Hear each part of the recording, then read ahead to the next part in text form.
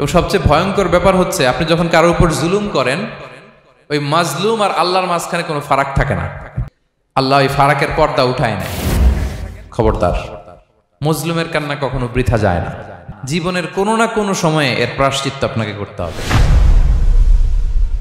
জীবনের কোনো না কোনো সময়ে এর প্রায়শ্চিত্ত করে আপনাকে মরতে হবে।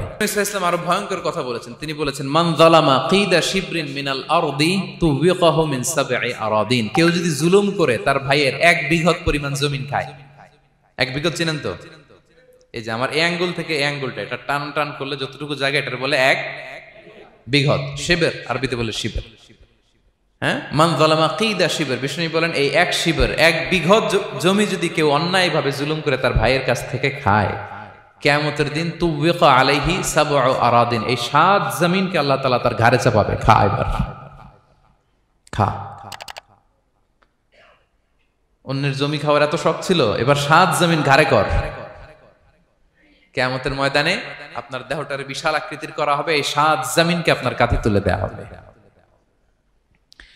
এজন্য আমরা অন্যের রাইটস, অধিকার যেন নষ্ট না করি, কারো উপর যেন জুলুম না করি, কোনোভাবেই না। আমরা নানাভাবে এই জুলুমটা করি। আমরা প্রায় দাদার সম্পত্তি থেকে ফুফুদেরকে বঞ্চিত করি, বাবার সম্পদ থেকে বোনদেরকে বঞ্চিত করি। হ্যাঁ, নিজের ভাই আরেক ভাইকে, আপন ভাই ভাইকে বঞ্চিত করে, জুলুম করে। এরকম দৃশ্যপট আমাদের সমাজে আছে না নাই বলেন তো?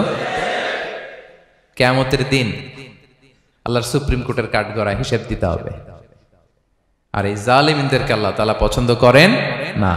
এবং সবচেয়ে ভয়ঙ্কর ব্যাপার হচ্ছে আপনি যখন কারোর উপর জুলুম করেন, ওই মাজলুম আর আল্লাহর মাঝখানে কোনো ফারাক থাকে না। আল্লাহ ওই ফারাকের পর্দা উঠায় নেয়। বিষ্ণুই বলেন, ইত্তাকি দাওয়াতাল মাজলুম, তোমরা মজলুমের বদদোয়াকে ভয় করো, খবরদার।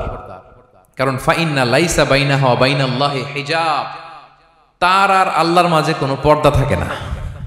দোয়া করলেই ওটা আরশে যেয়ে কবুল হয়ে যায়। আল্লাহ তাআলার চারিপাশে অনেক পর্দা আছে। কেউ কেউ বলে 70,000 নূরের পর্দা। 70,000টা সহিহ হাদিস দ্বারা সাব্যস্ত না, কিন্তু অসংখ্য অগণিত পর্দা, এবং পর্দাও এটা নূরের পর্দা। আচ্ছা বলেন তো, জানলা দিয়ে বাইরের আলো ঠেকাতে আমরা দেয়ালে জানালায় কি লাগাই? পর্দা লাগাই। পর্দাটা কিসের তৈরি? মোটা কাপড়ের, যাতে করে ওই আলো না আসে। কিন্তু আল্লাহর চারদিকে যে পর্দা, ওই পর্দাটা কিসের? নূরের, আলোর। ওনার পর্দায় আলো দিয়ে তৈরি। সুবহানাল্লাহ বললেন না? বিষ্ণু বলেন, ইত্তাকি দাওয়াতাল মাজলুম, মজলুমের বদদোয়াকে ভয় করো। ফাইন্না লাইসা বাইনাহা ওয়া বাইনাল্লাহি হিজাব, কেউ যখন মজলুম হয়ে কেঁদে বদদোয়া করে, তার আর আল্লাহর মাঝে ওই পর্দা থাকে না। বদদোয়া করছে, ডাইরেক্ট কবুল। খবরদার আমার পেনাঙ্গের ভাইয়েরা, আমরা যেন জালিম না হই। In it's any form, operation in it's any form, যেই কোনো ভাবে, যেই কোনো ক্ষেত্রে, যেই কোনো ধরনের হইতে পারে জুলুম। কাউকে আপনি ছোট্ট কোনো কাজে ঠকালেন, বন্টন নীতিতে ঠকালেন, হ্যাঁ, জমি মেরে দিয়ে ঠকালেন, আমানত মেরে দিয়ে ঠকালেন, ইন ইটস এনি ফর্ম যদি জুলুম করে থাকেন, খবরদার, মজলুমের কান্না কখনো বৃথা যায় না। মজলুমের কান্না কখনো বৃথা যায় না। জীবনের কোনো না কোনো সময়ে এর প্রায়শ্চিত্ত আপনাকে করতে হবে। জীবনের কোনো না কোনো সময়ে এর প্রায়শ্চিত্ত করে আপনাকে মরতে হবে। তাহলে কোন বিশ্বাসী কি জালিম হতে পারে?